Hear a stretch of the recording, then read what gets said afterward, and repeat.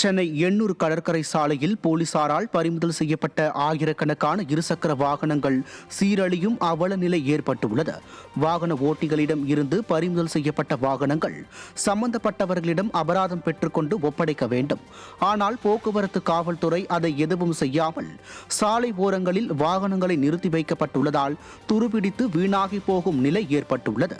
நிறுத்தி வைக்கப்பட்டுள்ள வாகனங்களால் போக்குவரத்து நெரிசல் ஏற்படுவதாகவும் வாகன ஓட்டிகள் குற்றம் சாட்டுகின்றனர்.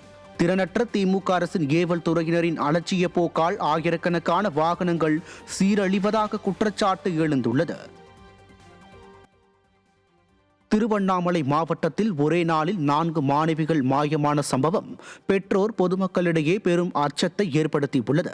ஆன்மீக நகரமான திருவண்ணாமலை ஸ்டாலின் ஆட்சியில் போதைப்பொருள் விற்பனையின் தலைமையிடமாக மாறியுள்ளதாக பொதுமக்கள் குற்றம் சாட்டுகின்றனர்.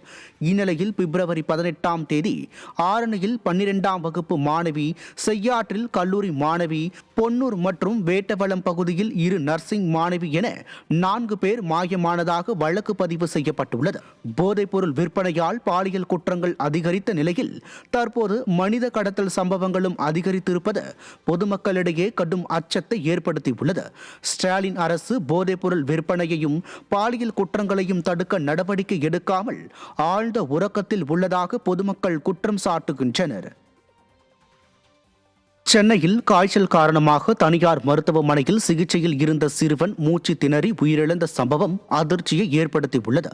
திருவள்ளூர் மாவட்டத்தைச் சேர்ந்த தினேஷ் பார்வதி தம்பதியரின் 4 வயது மகனான ரோஹித் என்ற சிறுவனுக்கு காய்ச்சல் ஏற்பட்டு சென்னை அயனாவரத்தில் செயல்பட்டு வரும் பிரபல தனியார் மருத்துவமனையில் அனுமதிக்கப்பட்டார்.